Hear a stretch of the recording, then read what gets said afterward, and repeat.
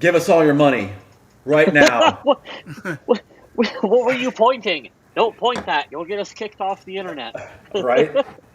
It was my fingernail clippers, of course. Welcome, Oh, everybody. can't take those on an airplane. If you see something different, your eyes are not confused. Welcome, everybody. Purple People Podcast is back. We are on a different platform to save a little coin, and shout out to those that helped me out last week. I felt like what was that bridesmaid? It's like walking around to people that listen to the show, like, help me, I'm poor.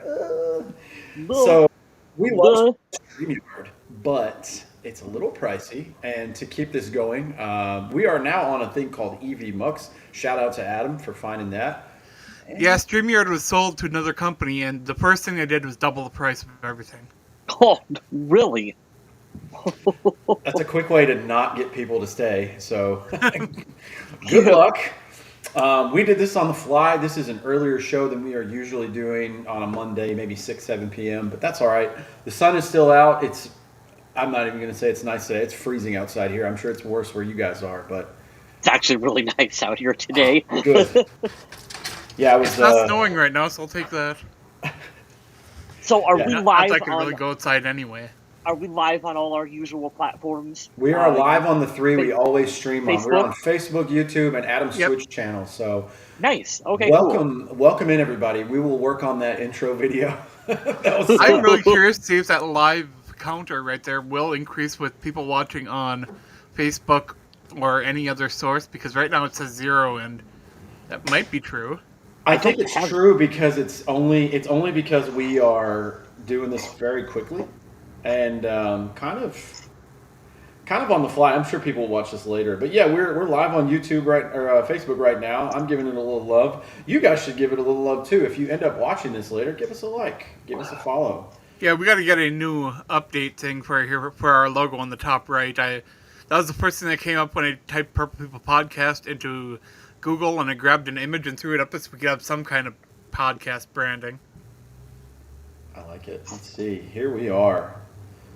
Week 14 versus Atlanta. We are live on the YouTube page. I will definitely. Well, we know we got Justin Thomas here on the old Facebook, and that number did not change to 1, so we know that number's a lie. He says, who's ready for Daniel Jones? Oh, that's to take cool. over? Wrong week. My bad. That is hilarious, Justin. That's The good Vikings, stuff. man, they are just winning their way into a lot of drama this upcoming offseason, and I like it. And if I'm not wrong, Justin Thomas recently celebrated a birthday. Hey, there you go. Happy birthday, Justin, if that's true. And if it's not, happy future birthday, because we care. That's the way we're going to spin it. That's great. Adam, I don't like that logo. Adam can hide behind the logo. I don't like that logo there. We're going to put the banner back up. Bear with us. This is going to be a lot of growing pains for us. There we go. So the Vikings yesterday started a game hosting the Atlanta Falcons. Kirk Cousins returned to Minnesota. And for about 9 minutes, I was not angry, but I was like, here it comes. He's going to look like Tom Brady on the revenge tour and just shred this team apart. And after that first quarter, it wasn't that good going. I mean, I'm looking at the score here, 7-7, 14-10 at the half. They scored some points in the third, but the Vikings really, truthfully, even though this kind of played to like the time of possession, whatever, the Vikings scored quickly. They held Atlanta to field goals, and really after that first drive, you really started to see Atlanta kind of lose their momentum. And my God, just so many things to talk about. Sam Darnold, have yourself a day and a half. Nice. I like that. Yeah, this is crazy. I didn't expect Sam Darnold to throw 5 touchdowns, but here we are. I think this is statistically Sam Darnold's best performance ever that he's By had far. in the NFL. And what a game to do it from. I am going to use an analogy that I absolutely hate. I hate the phrase, but damn it, it's appropriate. Sam Darnold had that big dick energy this week where he was looking. Adam must have control of a soundboard or something on his end. It's good. But no, seriously, I think that Sam Darnold, he will never admit it publicly, but I think he took this game a little personal. Hey, Kirk Cousins, you're going to go out there and you're going to get a 4-year guaranteed contract. You're going to make all this money. I am going to prove to you that I am just as good as what you are, if not better, because I am younger, more mobile. I'm getting this opportunity. I'm going to prove myself. He goes out there and plays lights off. 5 touchdowns, 347 yards on the day. I mean, he's spreading the ball all around. Addison, Jefferson, over 100 yards each on the day. Good segue. I'm giving my game ball to Sam Darnold. That was a hell of a performance. That was a fun game. He is playing at a level right now where he's got me saying, hold the phone. Maybe the Vikings should consider keeping him in the offseason. Let's see how this plays out. But I don't know about you guys, but I liked the little bit we got of JJ McCarthy, but this team is rolling right now, and they're poised to roll into 2025 with a lot of cap space. And I don't know if you read my article over on the Vikings, my winners and losers this morning, Kyle West, but you said a lot of what I just said in that article. Well, the floor's yours, Adam. Go for it. Why? You already said everything I said. You got to plug your stuff, man. That's why. Yeah. I just took the opportunity to do that. No, you got to do it more. We got to promote and promote and promote. I'm looking at your stuff right now. I'm not going to spoil it. You guys go check it out for yourself. Ooh, loser number 1. Shocking to see that on there, but accurate. Loser number 2, I definitely agree with. He was probably the worst graded defender yesterday, which was really. And also, I always say, keep in mind, when I do my winners and losers, I don't have access to Pro Football Focus grades, and a lot of the stuff that comes up from the bigger media sources that have access to those grades and stuff like that, I don't look at that at all. Nice. Okay. Well, that sucks. All I thought you got my that personal opinion. I thought you got that for free because of your job. Here I am. We did about 4 years ago when we were part of Meredith, but after that, no. Understood. Well, Kyle West, that's a good point. Sam Darnold was going to get a game ball from somebody. Adam, who would you like to give your game ball to? Well, there's a lot of different options. I mean, the easiest one is Jordan Addison. Yeah. He had himself the day. But I kind of want to go for that white chick celebration. Because that was pretty amazing. Can we just say, like, whether you like it or not, executed. it's not. Nobody does celebrations like the Vikings, and I just appreciate it. I find it funny that these guys are referencing these specific movies because I don't feel like negative or judgy about it. It's just I wouldn't expect these guys to pick those movies. Like they did The Parent Trap, and now they did White Chicks. But it's hilarious because number 1, they nail the dance, and They did. I just laugh. I'm like, it's unexpected, but it's fun, and I'm glad they're having fun. I'm also glad that they're the only team in the league this year with a takeaway in every single game. Love that stat.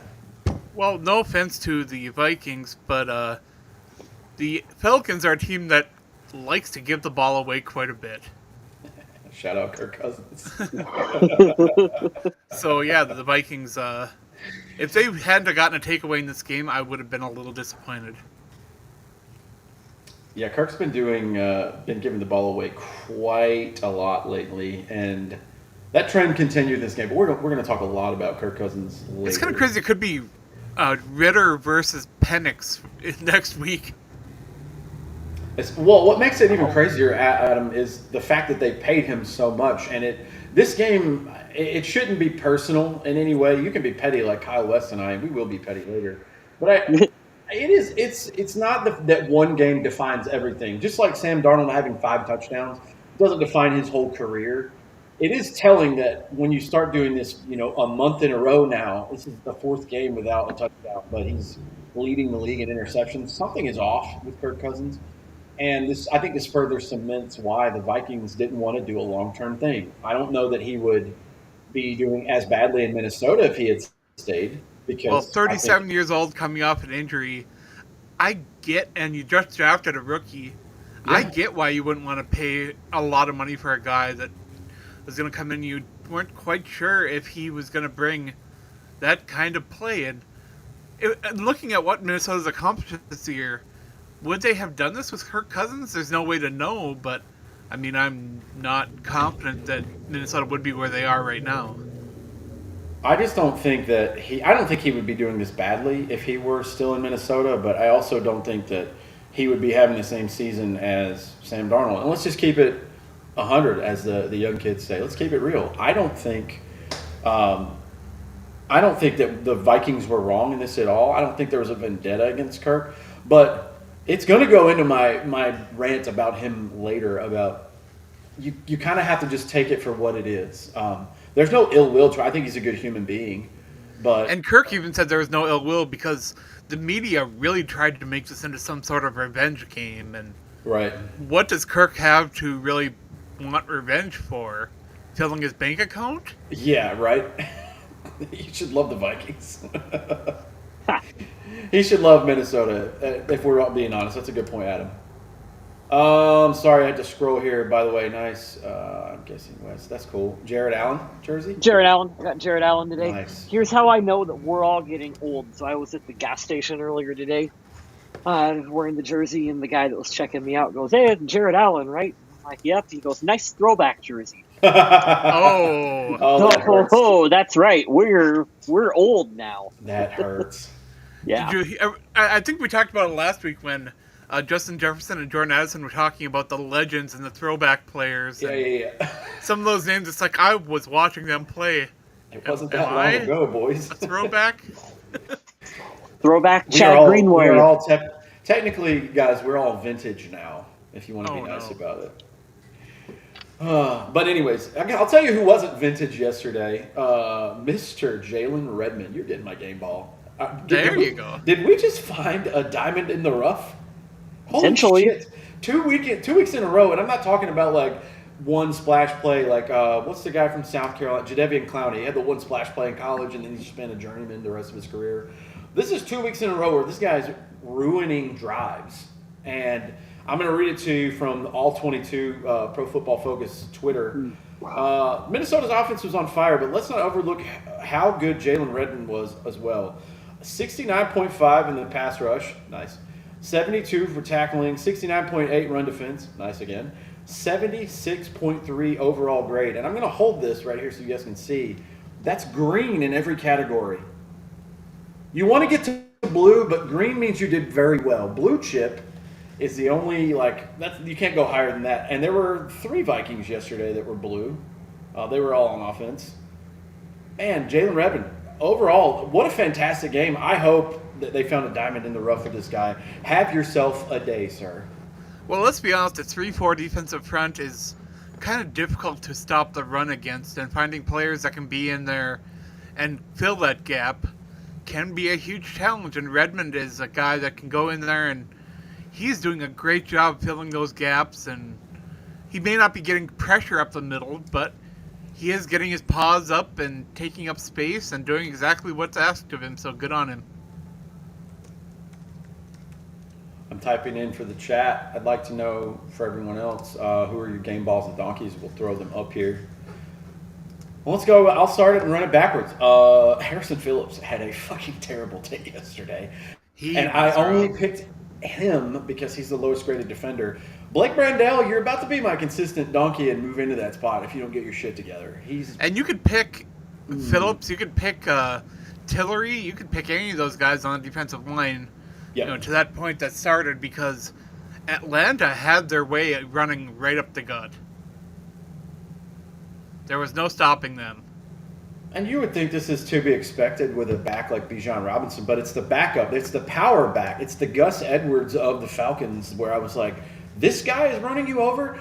There was twice in this game, to your point, Adam, and to my point for the donkey, where it seemed like, and I hate to do this because they are pro athletes, but they kind of just gave up on the play or they took a play off, and those both were either a conversion or a touchdown. And it was frustrating to watch, and it was a running play, of course. Got to get the running game shored up because these teams in the playoffs are going to run the ball. So figure That's that going to out. be the Achilles heel of this team, I'm afraid, is that they're going to eventually run into a buzzsaw team that's just going to run the ball right up their throat, and we're Yeah, it's not going to absolutely be able to terrifying if stop it. Minnesota ends up like taking on the Eagles or something. Oh, that's a mismatch on paper. Mhm. Well, that too, Not and we'll be good. going on the road. This team will be a road team, so it's not going to be fun. Even though they play well on the road, I don't know. This has a 2022 feel to it with a lot of luck. Luckily, this game was pretty much a runaway, especially into the fourth quarter when it mattered the most. But man, it was Yeah, tough. through three quarters, this was a really competitive game, and then that fourth quarter happened. As soon as that fumble happened on the kickoff, it was a completely different game. It was a fun game. I think this is the most fun game of the season so far. It was an It was entertaining nice not to all. be like stressing, biting your nails, and everything right down the stretch because I needed a week like this where I wasn't just sitting on my couch on the edge of the seat trying to figure out what was going to happen. And I loved seeing both Jefferson and Addison get the ball involved. In the game plan as well too. It's I we all know we all praise Justin Jefferson for him being so mature, and he's okay with being used as a decoy if other players get the ball and they win. Blah blah blah. That's all fine and dandy. I do worry a little bit because hey, he's young, he's hungry, he wants the ball. That he's got to pop off. They got to get him the ball a little more than what they've been doing. So I'm really happy to see him get into the end zone. I think it's the first time since October that he was able to score a touchdown. So getting him, making sure he's a big focal point of this offense is important as well too. So really glad to see that happen. I want to say coming into this game, Jordan Addison had 4 receiving touchdowons, and he had 3 in this game alone. So he's well on his way back to getting to that double-digit touchdown total that he had last season, which would be amazing. Yeah, you're right, Adam. He has 7 touchdowns on the year, 708 yards. I think that he has a very good chance to eclipse 1,000 yards and 10 touchdowns again. Justin Jefferson also has 7 touchdowns and 1,170 yards. He's first in the NFL there. What was that Justin Jefferson statistic I was seeing? Something about 7,000 yards? I don't know what that was. He was the second fastest player to 7,000 yards in his career, only behind, I believe, Julio Jones and another person I couldn't remember. But through 5 seasons, guys, 5 seasons in which the first season he didn't start the first game, which is fucking bananas. And then last year he was at, 8 games total? So he's 5 seasons, take out 9 games. The guy has 7,000 yards. To put it in perspective, Adam Thielen is a really good receiver. He might even arguably be Vikings Ring of Honor because of his story too. He's already eclipsed Adam Thielen's whole career as a Viking in yardage. That's fucking crazy. That is crazy. So, yeah, I said it last week. We have to give him a shout out. We're watching a Hall of Famer right before our eyes. This is crazy. Adam, we have said that Chris Carter's all-time franchise receiving record for the Vikings is going to be really tough to beat. I honestly think Justin Jefferson, if he continues on the path that he's going, plays his entire career in Minnesota, boy, I think Jefferson could beat it. He absolutely could. I think he's gonna have every major receiving record for the Vikings by the time it's all said and done. Chris Carter has 12,383 yards. I'm not going to say it's easy because that's a lot to say. Man, he sure is on his way. He absolutely is. All right, let's do yards. We are at right now Justin Jefferson is 4th all time, and he's not going to do it this year. I don't think he's going to get 600 yards in 4 games. He might. He could. Hold on, I got to add it now because I say that. So he's right behind Anthony Carter. Anthony Carter has 7,636. Justin Jefferson has 7,069. Holy shit, dude. You know something really wild, though, about the rest of the season is that the Vikings have 3 of their last 4 games are against the division. He only needs 567 yards to tie in the next 4 games. And he would go as 3rd all-time in 5. Holy shit, man. To put that in perspective... That's a tall order. It is a tall order. It is. Especially against a team like Green Bay or Detroit here in the last couple of weeks. Let's put it this way. They got, outside of Chicago, the rest of the teams coming up are all playoff teams. and they're not slouches. So it's going to be But I tough. mean, you're telling me what midway through next season he's going to be, what do you say, third all time? Oh, by week 2 next year, he'll be third all time. He'll be behind Randy Moss and Chris Carter. That's it, dude. That is insane. He's so fucking good, dude. He's so good. He's And less the than window for him to 5,000 be yards open on away. that post route that got him that touchdown that Sam Darnold just chucked in there. He knew he had him by was inches open maybe. Was And that he the got one that where ball right in there. was that the first touchdown? Was the second touchdown the one where he just like stopped and like walked in? Yeah. Yeah. Yeah, that first one with the post, I didn't even really think he was that open, but Darnold threw him open. You just got to throw it to him, man. Like even when he looks like he's covered, it's such a cliche, but he looks You could covered. tell as soon as he looked over and saw Justin Jefferson was one-on-one, he was like, yep. Yep. To put it in perspective, right now, I'm not counting the rest of this. Right now, as we sit here Monday morning, Justin Jefferson only needs 2,248 yards to be 2 all time and pass Randy Moss as a Viking. Cool. He's got a 4-year deal that he signed with this team. He ain't going anywhere. He's going to pass Randy Moss in all-time yardage. Now he's got a ways to go with the touchdowns. What's Jefferson at for career receiving yards right now? 7,069. Julio Jones career receiving yards 13,703. Yeah. He's not that far off from Julio Jones, dude. Well, he's definitely close. So he's only 2,248 by being 1 yard above Randy Moss. Let me do the math really quick. 12,383 minus 7,069. He's only 5,315 yards away from Chris Carter. He's 4 seasons away from passing Chris Carter, and he will have done that in 2/3 of the time if he keeps it up.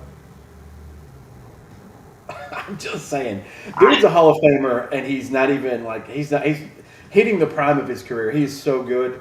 He deserves all the praise and the credit, and I don't even think he got a game ball, which is crazy. But that's awesome. Just to put that in perspective of what you're watching, he's very good at football. Shocking. Yeah, Sam Darnold has had absolutely no problem just throwing him up the ball, and Darnold's deep ball accuracy and conversion percentage on those deep balls has been amazing. Well, while we're talking about it, because I got to put it out, some of those touchdowns yesterday, especially to Addison, definitely had to be adjusted. There were a couple underthrown. Thank God that these guys are really fast and they leave guys to the side or behind them, because better defenses or better DBs might have picked those off. But yeah, Sam Darnold was just chucking it yesterday. And you saw an element to this game where Kirk Cousins couldn't do this. He couldn't do this when he was healthy, much less being older and coming off an Achilles. But that one scramble, I think Kyle said in our chat to Jefferson, or was it Addison? He scrambled to the left and ended up scrambling back to the right and threw across his body. Kirk Cousins was never able to do that. Kirk Cousins can throw it accurately to a point that I think Darnold maybe can match. But Sam is a taller, stronger, more athletic quarterback. So that was on full display yesterday. And I got to give him a shout out. 84.2 QBR, 157.9 rating. It can't get any better. 22 One of those Justin Jefferson scores is really interesting because the Falcons defender thought he had a safety behind him and kind of just let Justin Jefferson pass and turned around and looked and saw, nope, my safety ain't there. Oh, crap, and tried to catch up, and there was no way. Oh, man. What a game yesterday. And you guys brought it up, too. It was tough because for probably at least 2/3 of this game, it was pretty competitive. And then the wheels kind of just fell off. So, I don't know. It's pretty close. I mean, the opening drive, Atlanta did all the credit in the world. That was a really good opening drive by the Falcons. They go down. They put some points on the board early. The Vikings, there was a missed field goal. As a Vikings fan, you were thinking, was it a field goal or an extra point? Field goal. Field goal. Field goal. You're thinking this is going to come back to bite us in the ass. And it turns out that luck was on our side that game. They were able to just kind of keep their foot on the pedal and just keep going. I thought it was really interesting that Atlanta chose to take the ball first. You don't see that too often, but they really wanted to set a tone.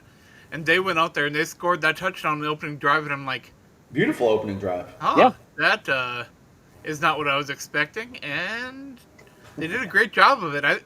The fact they hung in that game for 3 quarters after what was Atlanta on a 3-game losing streak coming into that game, and Kirk Cousins hadn't thrown a touchdown in those 3 games or something like that. Right. Yeah, I have that info right here too, Adam. Crazy. Kirk. So over the last 4 games, Kirk Cousins 0 touchdowns to 8 interceptions. Sam Darnold 12 touchdowns to 0 interceptions. that's wild. Oh, Kirk. It's hard. It's low hanging fruit, but we're here and we should talk about it. I did want to, before I go on this little tangent here, I did want to say that Justin Jefferson post game, or maybe it was the locker room, I think it was post game, said that we've been waiting all year to show that we can play a complete game. He's like, I think this was it. Coach had been talking about it. So this was a complete game. The defense was great. I haven't even talked about any of the defensive plays from yesterday. I gave a game ball, but we'll get into that. Let's do it, and let's talk about the Cousins Sam Darnold thing. Now, we're not even a season removed from this decision being made. I don't dislike Kirk Cousins as a person, but I came on very warm at the end of his time here to say, hey, thank you, I appreciate what you did. I think looking back on it, and hindsight is 20/20. I think if you're a Kirk Cousins apologist, I think you should just raise your standard a little bit more. Yes, he's consistent. One of the best things and qualities he had was outside of an Achilles, which ended up being his last year. He only missed like 1 or 2 games for COVID. For 6 seasons, he was here for 5.5 of them. So that I greatly appreciate. I can appreciate the fact that he knew that his strengths, and he played well. Play action was his friend. He can throw a deep ball really well. He's very accurate.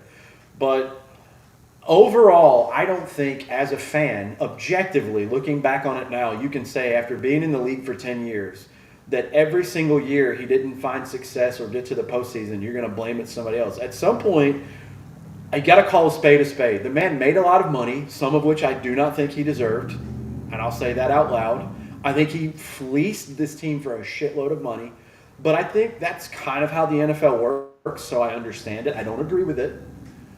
But look what you're doing with a guy for $10 million right now who was a castaway. He was a joke. Remember when he signed with this team? We were like, what the fuck? Are No we one just gave making us. Nobody gave a shit. But the coaches knew. Yeah. And I'm not doing this all to say Kirk Cousins was awful. He wasn't awful. Statistically, he's one of the better quarterbacks we've ever had to watch in this franchise. But I don't blame Minnesota for not wanting to give Kirk Cousins a long-term contract when that's what he wanted. And as soon as Kirk knew that Minnesota was in there to get a rookie quarterback, a young guy to have on the roster, he wanted an opportunity where he could play as a starting quarterback and continue to play. And even where he signed on the 3-year deal, he didn't get that. And I think for him, just to extend that point one more time, is I don't blame him for taking the money and securing. And it's not even the money. He's got more money than he will ever need. He wants to play in a spot, and he's got a family. I believe that. I understand that. Your wife is from this state. I understand that. But I really feel like looking back on it, it was one of the things you kind of was necessary and you had to do, but I didn't like it. The formula that the old Vikings regime used. A lot of that money was tied up in this guy, and I think it was a little overpriced. He's not otherworldly. He's not Lamar Jackson. He's not Josh Allen. He's definitely not Mahomes, Burrow, any of those guys. He was the next tier, but I feel like he was getting paid pretty well for the time he's here. Now, early on, we kind of scoffed at, what was it, like $30 million a year. That was a lot. That's chump change now. That's probably less than what Darnold's going to get next year because the cap's going up. But my point is, there wasn't a lot of success, and you're going to get judged on that. You and I and Kyle and Adam know, like, I don't do the wins and losses as a quarterback stat. I just don't believe in it. But at some point, I need to look. Like last night, we'll take Josh Allen as an example. He scored 6 total touchdowns and the team's lost. I know Josh Allen isn't the issue on that team. There are some days when Kirk played like shit. This team won because Mike Zimmer's defense was really good. There are other days when he played his ass off and the team lost. The consistency there was every year, if you have to judge on the thing that I don't want to judge on, Kyle, I'm not even going to steal it. Give us your quote from your chat yesterday. This is the most accurate thing that I've heard about Cousins, and it's a little mean, but it's also a lot true. I have one point I want to make quick, and then I'll go into that too. Both are about Kirk Cousins. I think that the NFL is so unfair the way things unfold and happen, in that last year was Kirk Cousins' best opportunity to play for a championship in Minnesota, and he got hurt. Yep. And I do believe that if Kirk would have stayed healthy, he was playing pretty good football beforehand. I think that Vikings team is, we're not that far removed from the success that we're having this year. We had a lot of those same pieces in place last year to have sustained success. And they did really well with patchwork quarterbacks down the line, the best they could. And I think that if Kirk would have stayed healthy, potentially you're having a different discussion about keeping him in the off season then as well too. So I do feel for Kirk in that you're talking about a guy who was never hurt through the duration of his career, who got hurt at the worst possible time for him as well too. I feel for him on a purely human level that he got hurt when he did underneath those circumstances and got, I don't want to say cast out, because he had the opportunity to resign here as well too, but like it's that it could have unfolded in a different scenario for him, I think, had he stayed healthy. However, to go into my my next little rant that I want to say here too is that Kirk Cousins, you look at his career as a whole, the way he plays, Kirk has this sort of, I called it a gravitational pull towards 500, where you're going to have a stretch with Kirk. That was so perfectly timed. Where you're going to have, it really was, Adam. I give you credit for that. You're going to have these stretches with Kirk where you can win 5-6 games in a row and he's going to lead the league in touchdowns and he's going to be accurate and he's going to look great. And then you're going to go on these other stretches like he's on right now for Atlanta, where he hasn't thrown a touchdown in a month and he's got all kinds of interceptions.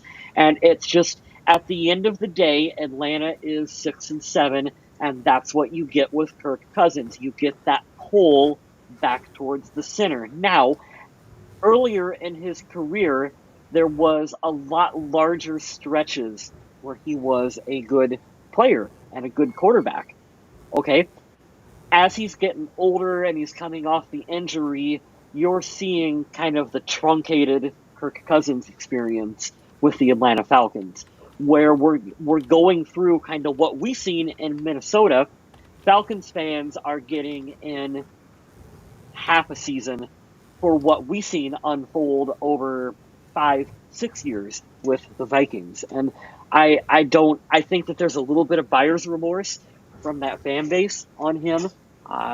You're seeing Falcons fans looking into, oh, we're stuck with him on a guaranteed deal, and it's not really working out the way we wanted, and they don't know what to do. And I'm glad that we're not in that scenario right now in Minnesota.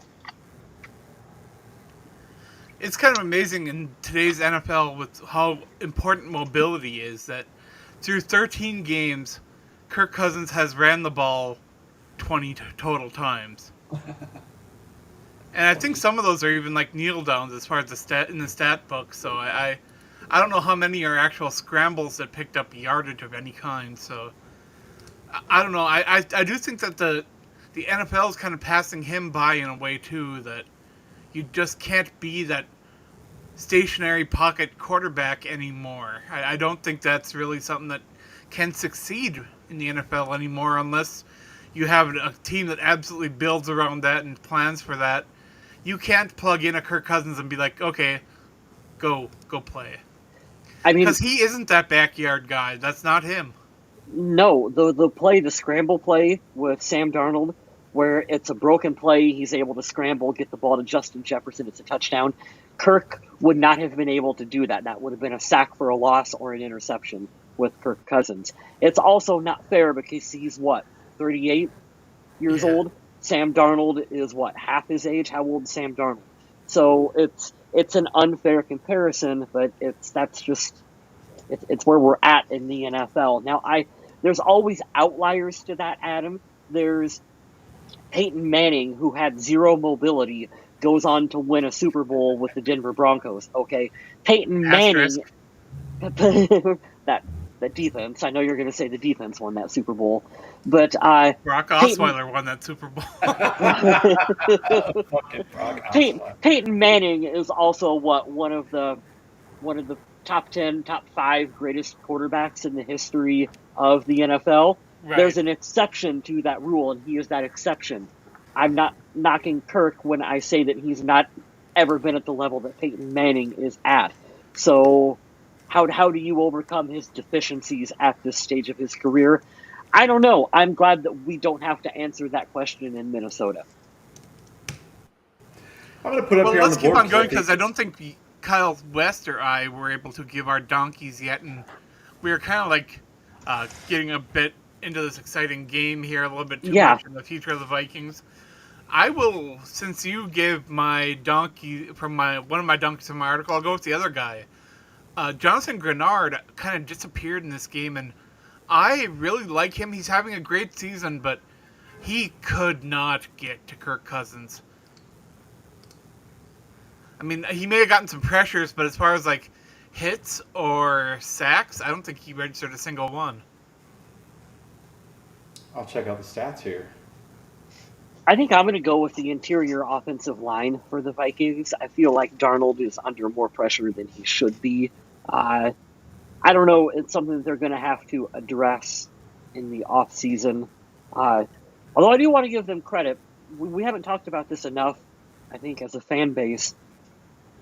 We're playing with a backup, not a backup, but a left tackle that we picked up in a trade in free agency, however you want to phrase it. Right. So the play that we're getting from the tackle positions, considering that we lost our all pro left tackle out there, still at a really high level. I'm really impressed with those two. But I do want to take a moment and say that Brian O'Neill did get beat quite a bit early on. He figured it out as the game went on. He did. He was not looking good early on. Thankfully, he cleaned that up and gave Sam Darnold some of the time he needed. And I don't know what adjustments he made, but they were huge.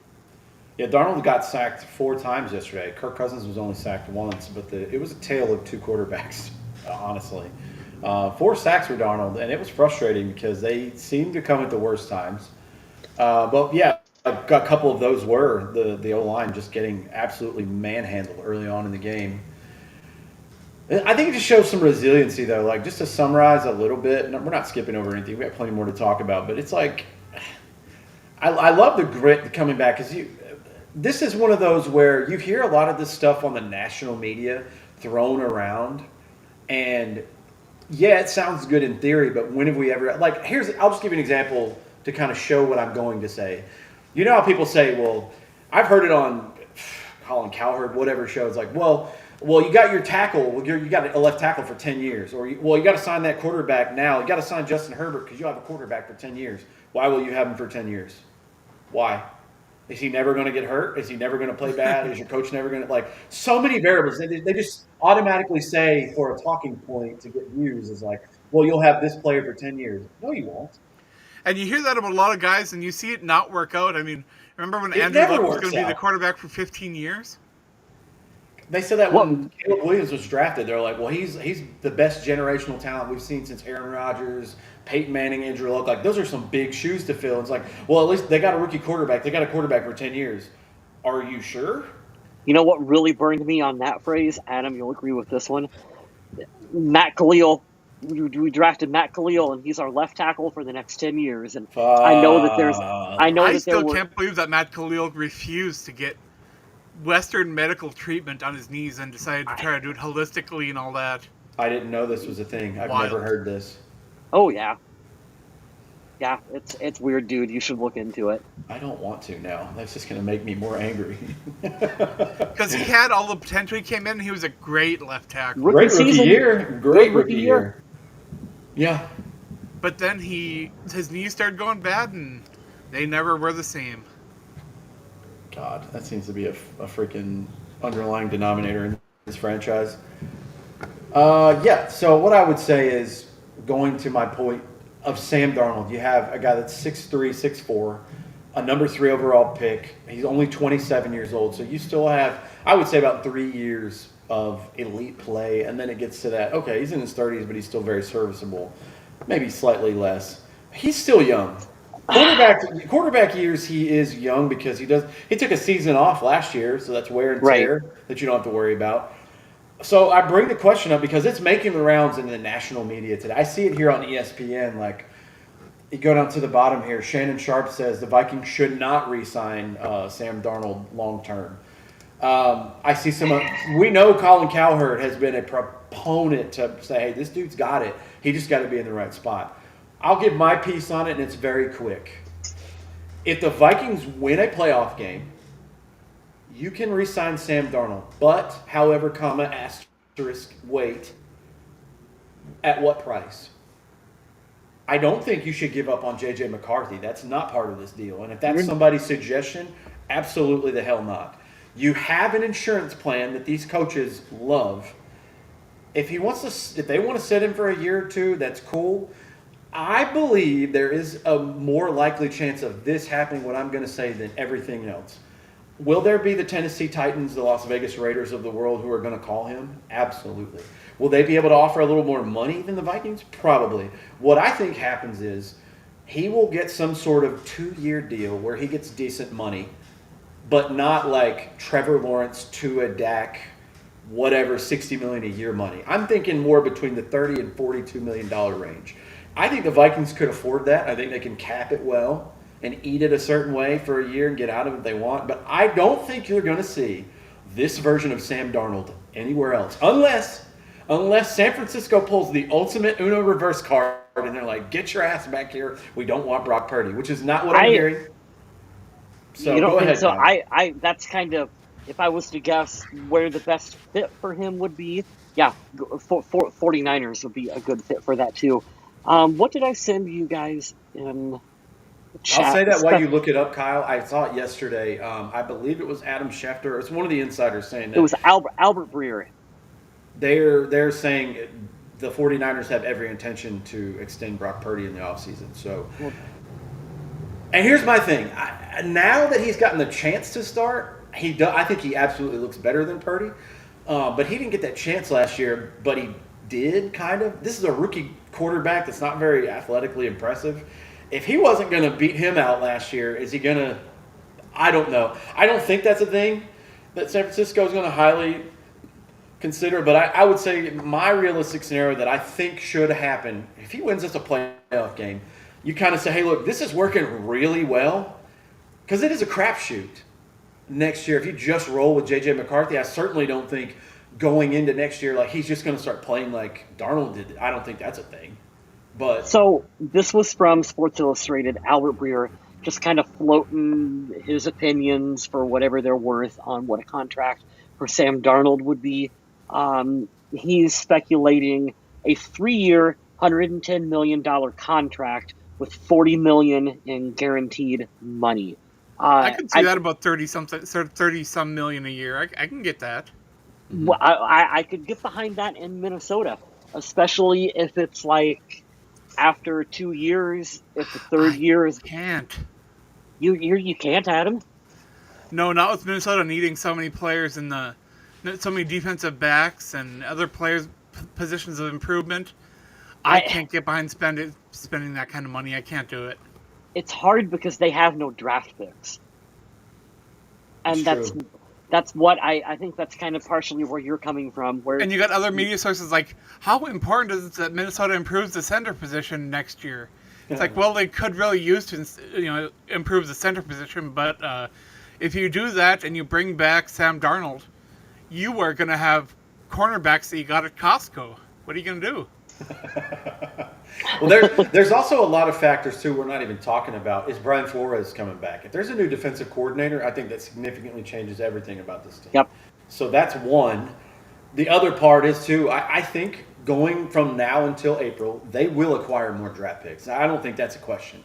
I don't know how specifically, but I think it's going to be I don't think they like that there's only 3 or 4 coming in this, and only 1 in the first couple of rounds.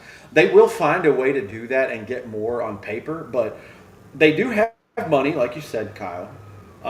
I think it's got to line up. I don't think there's going to be a better situation for Sam Darnold. And I know this is such bullshit to say, but I'm going to say it. I enjoy, and I know this is like talking to a pastor, and he's telling you like God's right here, and he's telling me the words to say. Like I can feel you lying, but it's not all the way not true. But I think it's bullshit. He said in 3 or 4 interviews, he goes, "I just love being a Minnesota Viking. I know that's company man speak." But I really do think that he wants to stay if he can. So I got to ask you guys, is what I'm about to say, is this a hot take? I would rather have Aaron Jones come back than Sam Darnold. That's a bold take. That's a hot take. I think so. It's tough because if the Vikings had a full slew of draft picks, I would say absolutely not and go get a running back in round 2. But we don't have a second round draft pick, so I don't know, Adam. I know why you're saying that, and my objective brain says, okay, I know why he's saying it. I don't know if I agree, but we've already talked about on the show this year, the next batch of running backs that are free agents next year are not good. And don't get me wrong, I like Cam Akers. I feel like Cam Akers would come back at a nice cheap price, but Yep. I don't think Cam Akers is a number 1. No, absolutely not. He's a good complementary piece. I agree. So this is me speaking as a Vikings fan, being afraid of the unknown, and this is also part of the reason why I understand why Rick Spielman would be like, "Hey, we're going to keep Kirk around continually," because it's that fear of the unknown kicks through. But I really feel like this team is winning now, and they're poised to win in 2025. And I love J.J. McCarthy. We've seen him in like half a preseason game. We don't know. I don't know. That's a big unknown. And Kyle Smith, you have to be with me on my side on this one. Do you want to put all your eggs in the Daniel Jones basket in 2025? I don't, but I do like that they signed him, and I do think it raises the floor of this quarterback room significantly. I also don't think the Vikings are going to re-sign Daniel Jones, so I mean, I don't know if you see him as a long-term Vikings fixture, but I don't.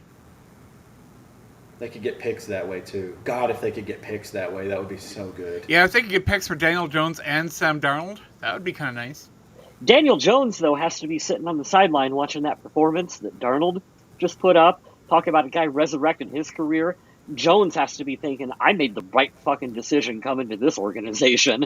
Well, there's more pressure coming up on J.J. McCarthy now, seeing what the Vikings are doing this year, knowing, oh my God, I got to step in and take over for this team, and they might end up with 13, 14 wins this season in the playoffs.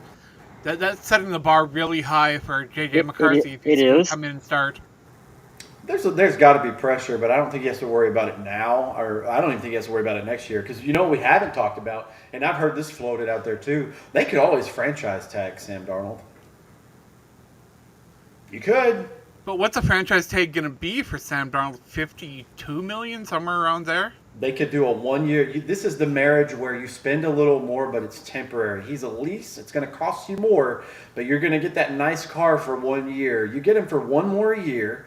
J.J. McCarthy sits 1 more. That way you can still get up to 3 years with the rookie contract. I can't say rookie now that he's been in the league.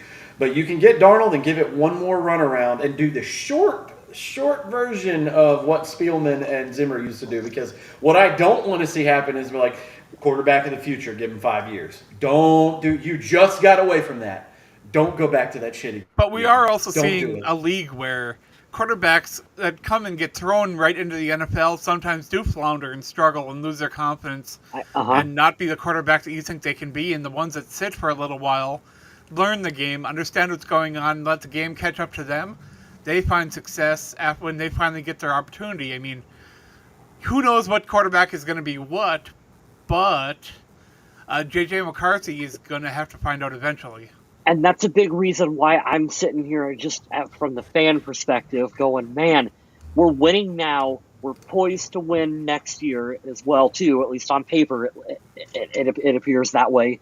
If you could keep Darnold on a 3-year contract, I know you have issues elsewhere. You're giving McCarthy plenty of time to sit and learn and not rush him onto the field and have those lofty expectations like you were talking about. Like, that seems like a really good scenario for the Vikings. Yeah, this would be a much easier discussion for the Vikings. We're a 4 or 5 win team right now. We'd be like, we're ready for JJ McCarthy. Bring him on in. Oh, I know. Well, here's the thing too. It's all about perspective. The Jordan Love and Aaron Rodgers thing was kind of an anomaly, even though it happened in the same place, because two different eras, especially in this era, a lot of us were like, Jordan Love's not going to be good. Like, we saw him play in preseason, or he's played like garbage time. He's not, and he looks the part now. Maybe he's a little reckless for your particular taste, but he is definitely one of the 32 best in the world at this. That's why he's got a job. That's why he got paid, right? You don't have to wait the full 3 years, but if you tag Sam Darnold for 1 year, the injury is what it is. That pressure is gone off of Darnold and McCarthy this year. That's fine. Now you have a healthy J.J. McCarthy ready to kind of nip at the heels, push this play a little bit. Sam gets paid, and then it's only a 1 year. I can't call it a rental because you haven't signed, but it's another year rental, even though this year was the best rental of all because it's only $10 million. But if you do that, you get 2 years of J.J. McCarthy getting all of the encouragement and all the knowledge he needs before you throw him to the fire. So you don't have that Bryce Young and Anthony Richardson situation where it's like, well, shit, I might have to bench him because his confidence is absolutely in the toilet now. He's not going to have that problem here. Does it feel a little weird hearing like Sam Darnold grouped together with Baker Mayfield so much? I like it. I think Baker's a fine quarterback. And he's kind of got that redemption. It took for him to hit that stride, though, to have that confidence, to feel comfortable as a quarterback, because he definitely didn't in Cleveland. Was he in Carolina for a little bit? Carolina and the Rams and LA. In the Rams, he looked like he was finally starting to feel comfortable when he got an opportunity. Wouldn't you know, Adam, he got with an offensive-minded coach who said, hey, I just want you to do what you do best, and we'll try to cater that to you. Weird how that works. Weird how that coaching matters. Isn't that weird? My goodness. I don't know. I think some way, somehow, Sam Darnold stays in Minnesota. I don't know. It's not going to please everyone, whatever way it goes. He could sign a $40 million a year deal for 2 years. People would be like, oh, well, you overpaid, like, blah, blah, blah. He could get tagged. Like I said, people freak out about that. If it goes to a multi-year, like 3 or more, half the fan base is going to riot. But it's like you found something that's working. And that's what it is. I trust this GM and I trust this coach to make it work. The good thing is they have the cap room to kind of wiggle with these decisions next year. The bad thing is, what do you do with the young guy and what do you do about these draft picks? But if that's all we had to complain about as fans, I guess my whole point of all of this is you're doing pretty well because you have a rookie in waiting that the coaches obviously loved. And whatever you're doing with the guy that you have on a cheap deal this year, it's fucking working. He's doing really well. He's going to have over 30 touches. You realize, I know there's an extra game. He's going to have like that Brett Favre numbers season from 2009. He's got 28 touchdowns right now. He's going to end with more than 33. I can guarantee you that. Sam Darnold is writing his own destiny based on how he plays down the stretch and into the playoffs. Yeah. You want to have a longer-term contract in Minnesota, like win us a playoff game, win us an NFC championship. Win two. Get to the NFC championship game. And did you see Sam Darnold on the sideline waving his towel, hopping around like an idiot? He was having a great time. That's what makes me believe. Like I said earlier, he said he knows how to be a robot in front of reporters, and I get it, they have to. But I believe him when he says, like, because you got to think, all of his time in New York was trash. Yeah. Carolina was trash. He's only, in the last 2 seasons, felt like, damn, these people actually know what the fuck they're doing. and these experts that were coming out saying Sam Darnold isn't this loser that everyone thinks is a piece of trash, and he's learning so much, he's grasping the game. Those people that were really close to the game and were talking about that, who knew that they knew what they were talking about? What's interesting, though, Adam, to counter your point a little bit, is there are still experts out there that are picking against the Vikings heading into the playoffs, and the number one reason is still Sam Darnold. And I get it. He looked historically bad with the Jets. He did not look good with Carolina. So we've talked about this ad nauseum. The bulk of your career speaks a little bit louder than the immediate, but he's playing so well for Minnesota. He's still getting disrespected out there. I try to ignore anything in the NFL that happens in New Jersey. I'm just out. It doesn't. What did you say, Smith, about the Jets the other day? You phrased it really well. That they managed to take Aaron Rodgers and his MVPs and everything that he's had and make him absolutely nothing. It's weird. They have the talent on paper and they have the roster, but that coaching staff is absolutely lost. And I think they fired the wrong guy. I don't think Saleh was the issue. I think everything below them is an absolute dumpster fire. Do you think Darnold and Jones have got together at any point yet and been like, hey, I know you were the Jets and I was the Giants, but what a fucking dumpster fire. Can you believe the Giants are 0-6 at home this season? I can absolutely believe it. They only had one interception so far in the year. They're fucking awful. Wild. They have to fire that coach, right? It sucks because I think he did such a good job with Josh Allen in Buffalo. And that's kind of on him for being part of the people who like defended and paid Daniel Jones, but you shouldn't have went after. That'll be an all-time fumble, pun intended, of letting Saquon Barkley get out, and you chose Daniel Jones over him. That's so getting back to the Vikings a little bit, we had some returns in this game. It was nice to see Josh Oliver back making a catch. Yeah, a pretty big one at that too. Yep. Did you guys hear what they said on missed. The broadcast? The long snapper come back. It was a nice return for quite a few guys. Yeah. Did you see? Sorry, Adam. Did you see what they said continually, like multiple times? Because I know Greg Olson is your favorite broadcaster. Yeah, 2 weeks in a row is a lot. Apparently, there's a quote from Kevin O'Connell that says, "As long as I'm coaching, Josh Oliver will be in a uniform on my sideline." He loves the guy, and I love that for him. I remember when he was signed, it was like, "Wow, you paid way too much for this guy." And did they pay a lot of money? Yeah.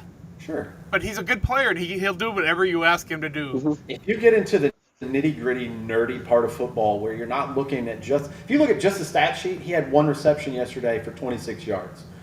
But if you watch what he does with blocking and you watch how he sets everything else up, I like a Swiss Army knife at that position. And also, I'm not asking him to be the receiving tight end. He's definitely can catch the ball. He's proven that. I would knock on wood, but you rarely see a penalty on Josh Oliver. That's a good point, too. They see that stuff that you won't see on the stat sheet.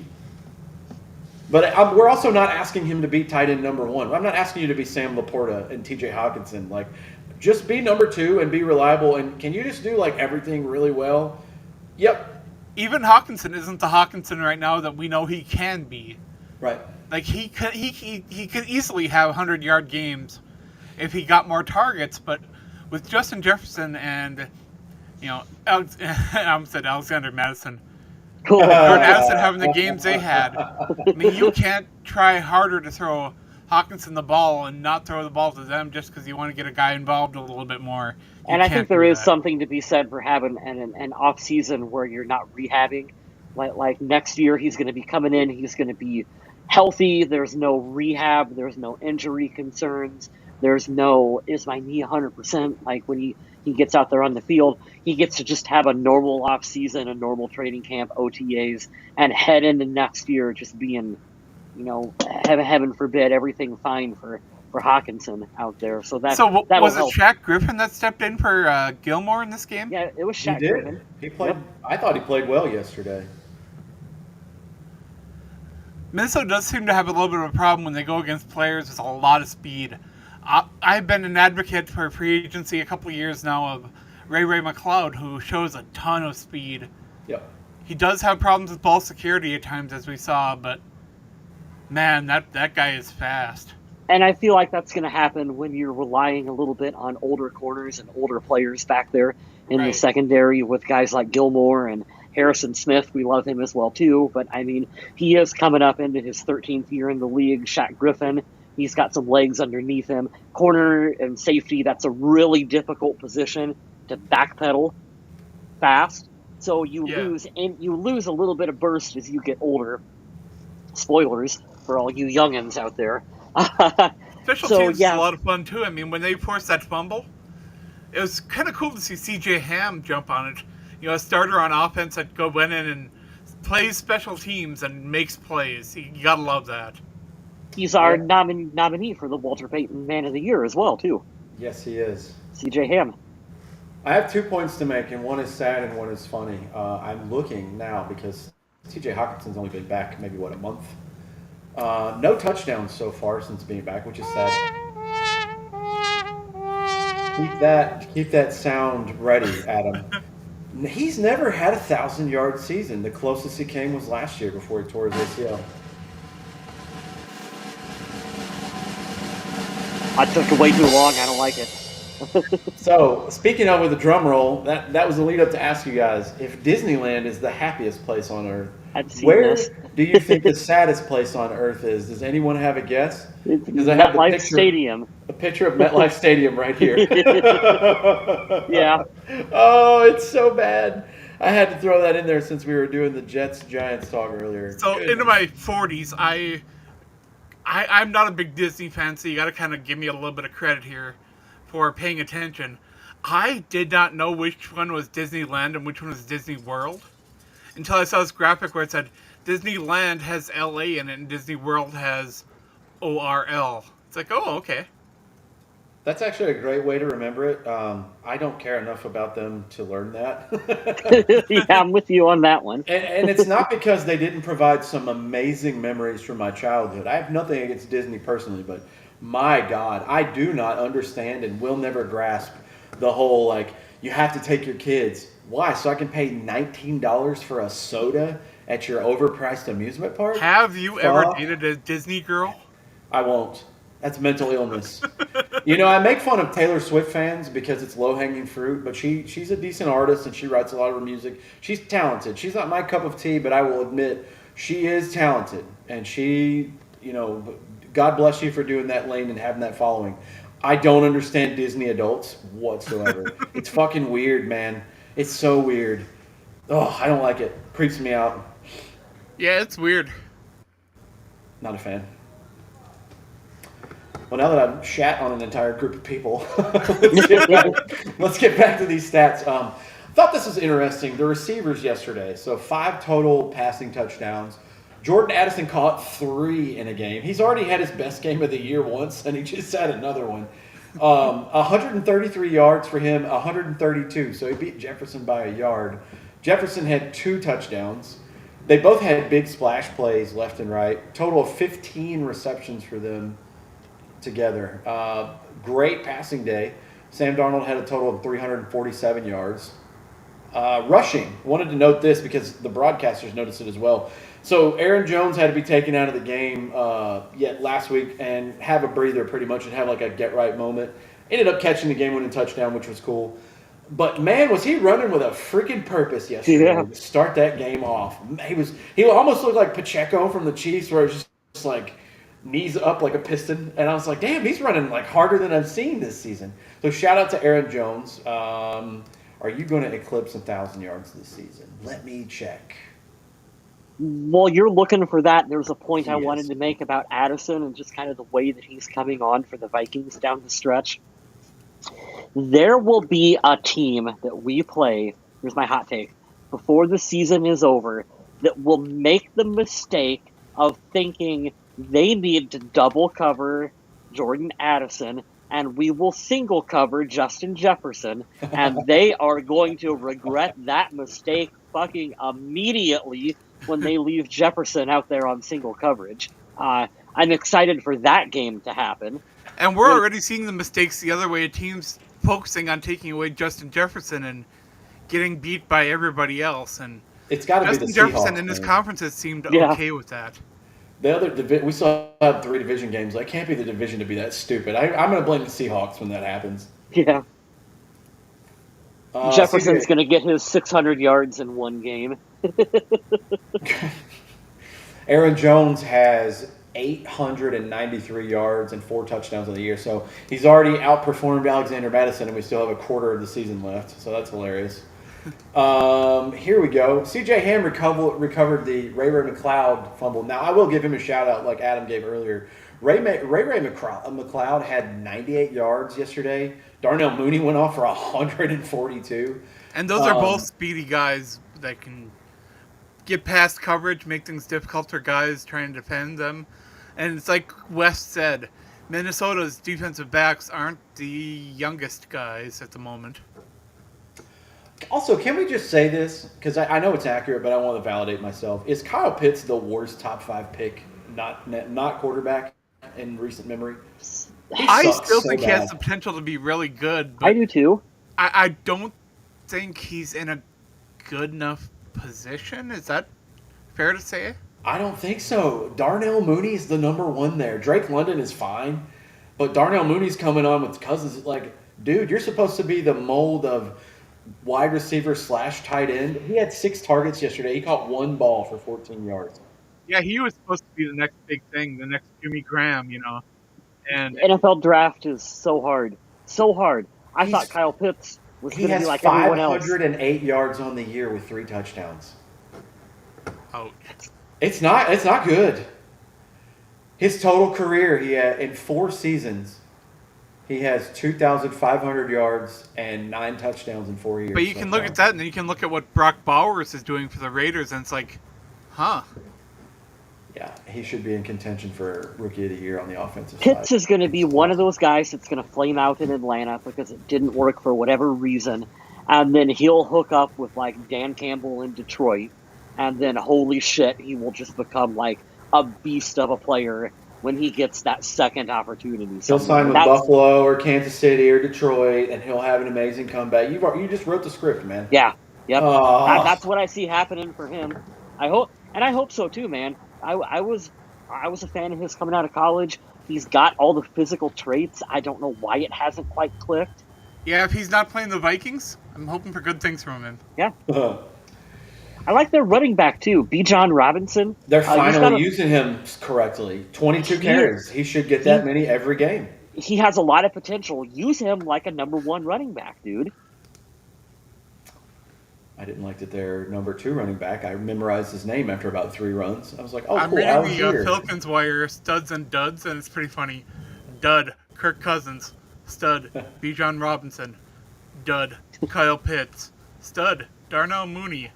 Dud, Raheem Morris. They gave it to the coach. Oh, that's cold. That's funny, though.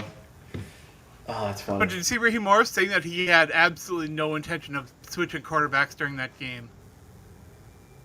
Yeah, during the game. I think you have. I think because you paid all that money until the wheels absolutely fall off, which they are close. They're getting close, dude. Four games in a row with nothing but turnovers from your, and we're not counting fumbles. Homeboy still fumbles like crazy. Kirk Cousins still fumbles a lot.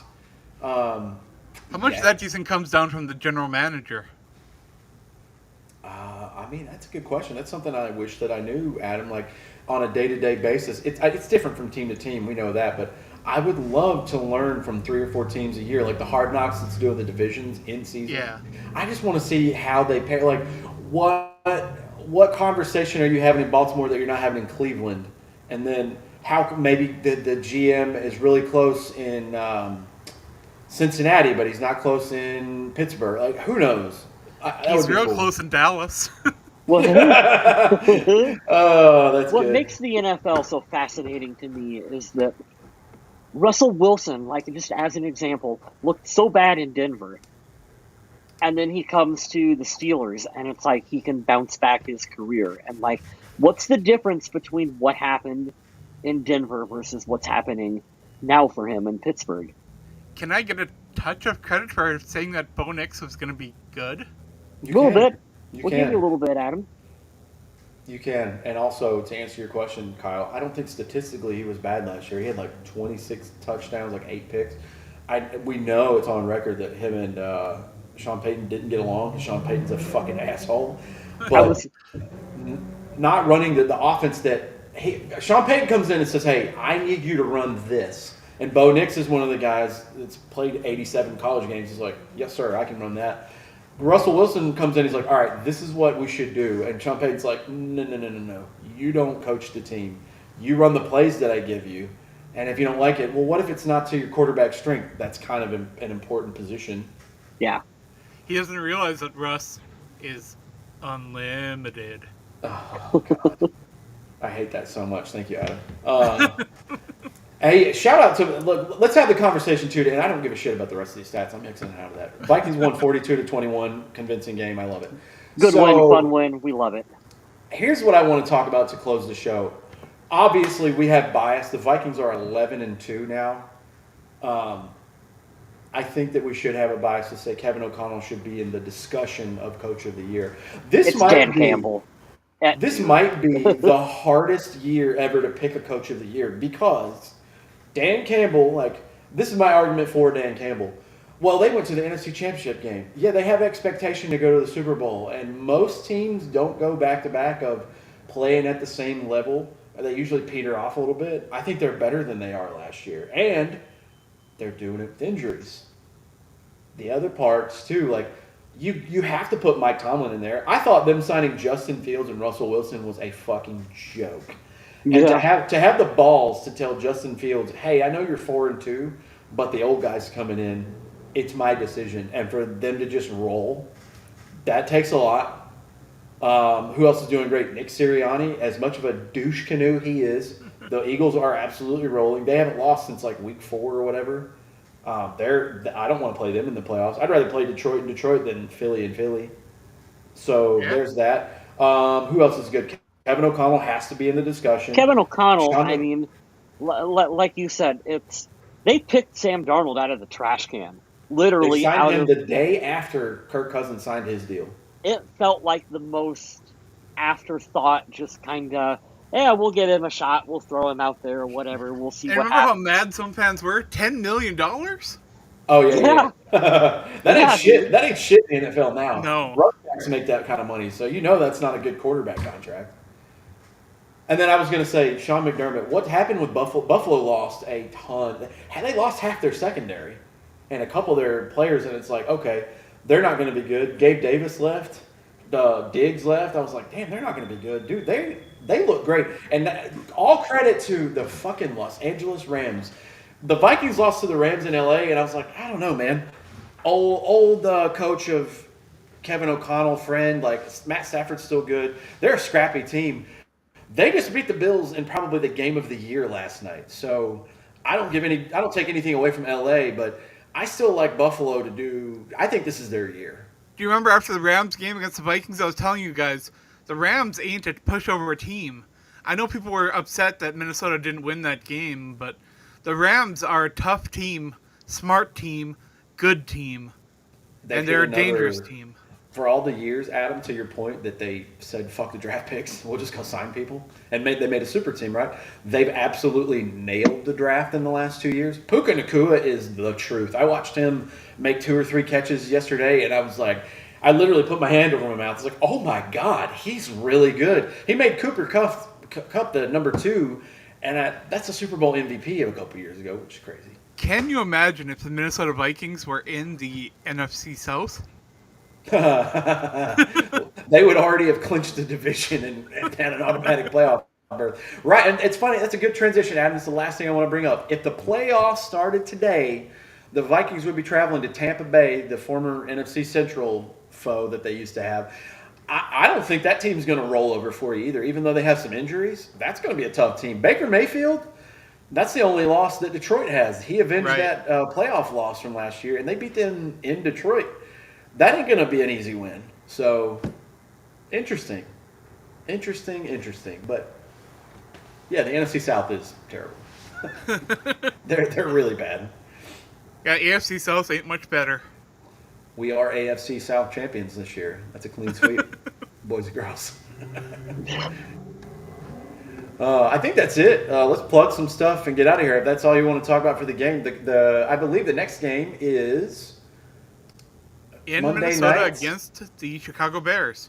They are on a roll, 6 in a row, and it's going to be 12-16. Yeah, Monday night. So they are on a primetime game against the Bears in Minnesota. The Bears and last week the Bears had 2 yards of offense against the 49ers at halftime.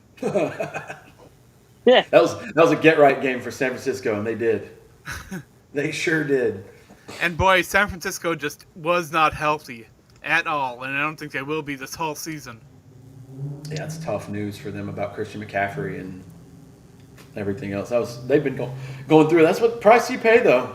keeping the same team together and keeping the band together year after year. Injury bug's going to get you at some point. We don't have the banners ready for the plugs, right? I've got you right here, Adam. As we stall, yours is ready. All right, well, if you check out my work over on the Viking Age, I put out articles, quite a few during the week, and this morning, if you were over there, you might have seen my article with the 3 winners and 2 losers from this game, and I think I gave away who they all are during this broadcast here, but still, my reasons for each one and my analysis of them, I think it's still worth looking at and talking to me about. And if you want to talk to me about it, you can catch me up on social media at MNVikingZombie. That's where you can catch me on X, YouTube, Blue Sky, Twitch. MySpace. I am still on MySpace. I logged in there not too long ago and looked at my pictures and stuff. Wow. It's a throwback. I'm going to put your other stuff on too. I've got everybody's stuff up there. Kyle West, I hope that I spelled that right. You can follow Adam at MNVikingZombie as well. You should give his social media pages a follow. That would be great. If you follow my page on Facebook, we may be able to go live over there soon, so please do that if you would, please. I know I don't post over there very often. I need to be a little bit more better about that, but yeah, I'd like to get that page going a little bit, so maybe I'll start posting more of my articles and stuff over there. That'd be a good idea. Yeah, I think you should. It's a good idea, Adam. I like it. Did I spell vaguely wrong? I feel like I did. There's no L-E-Y, right? Yeah, get that second E out of there. All right. We're going to edit that and put that up because English was not my major when I graduated. So... There you go. Ah. You can follow me over on the old Blue Sky platform at Vaguely Square with only one E, vaguely. Are you one of those people that has the Vaguely Square at Blue Sky, or are you just Vaguely Square? I don't know. That's a great question. I know I don't have the Blue Sky. I legitimately don't know, Adam. You can follow Kyle West on Blue Sky, but if you want anything else, I put your handle under here. Maybe I'll just do that for... Yeah, a lot of people have left Twitter X, or whatever you want to call it, and Blue Sky is a new home that a lot of people are picking up on. A lot of the big media outlets have moved to Blue Sky now and post there as well, so you won't be missing out on much if you make the jump.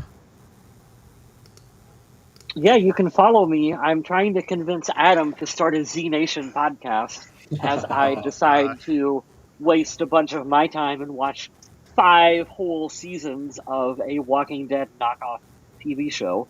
So you can follow me at Vaguely Square. We can talk about Z Nation. We can be the only people on the platform talking about it, Adam. You would be surprised how many people follow and are really loving that show. I like that it doesn't take, the whole genre too seriously, which is kind of cool, because I like horror comedy. It's one of my favorite genres. I love it, but it is listed as a horror comedy on Tubi, and yeah, that's fair enough. Adam, what's the name of the movie we just talked about? Speak No Evil? That's the one I just watched, yeah. All right. See No Evil with Kane? Not that one. Adam sent it to me the other day. I don't know who sent it to me. But you guys sent it in the chat of Shawn Michaels, but instead of it was Kane's face, and it was H.M. Kane. Yep, Jesus that Christ. was me. That made me laugh so fucking hard. That was so funny. Here's my social media, guys. NC Doctor. If you find me on there, shoot me a friend request. Maybe I'll say yes. Adam and I do horror movie reviews on his here at MNVikingZombie. I would love to talk about this movie. It will give me a chance to rewatch it, and yeah, let's talk about that sometime. Currently on Peacock, so check it out if you get a chance. And please let us know what you think of our new situation here on our new streaming service, and let us know what you want us to do or what you think we could do to improve this, because we needed to make the jump. The way StreamYard was going, it was no more. We couldn't. It's just not possible. And let's be clear on that. It's not that you're saying this and I'm defending what I agree with you 100%. We love StreamYard. Yeah. But like I said, I will be open and transparent about it. I got a bill, and granted, yes, I signed up for it. I understand that. I would have liked an email to let me know ahead of time. Hey, this is coming up. Just letting you know in case you need to cancel. No alert or anything. And it was almost $500 for the year. Well, doubling the cost of the annual plan as soon as they got sold to another person, not cool. Not cool. And that's what I pay for my insurance for 6 months, dude, for my car. I'm not paying that shit for this. I'll make some changes for 2025. This is much more affordable, and it does the exact same thing and then a little more. So I like it. What does this do? Oh, cool. We can change the logo size. There we go. I like that a lot. Did you put that there? Because I put it up and took it back down because it was like huge over the screen, and I was like, nope. You can change it in our administrator stuff here. Like, you can make it about yay big, which is cool. I don't know that we're going to stick with this background. Maybe we'll do a different one each week or change it every now and again. But I do like that this is a more up-to-date format of stuff. I really like it. West, I really enjoyed your StreamYard background too, so I'm going to save that just in case. We got to get West to make us the new icon thing in the corner there. Yeah, I'll figure something out for that. That's cool. I love that.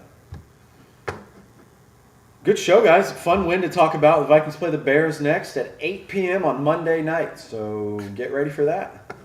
Oh, it's a Monday night game. Yeah, prime time.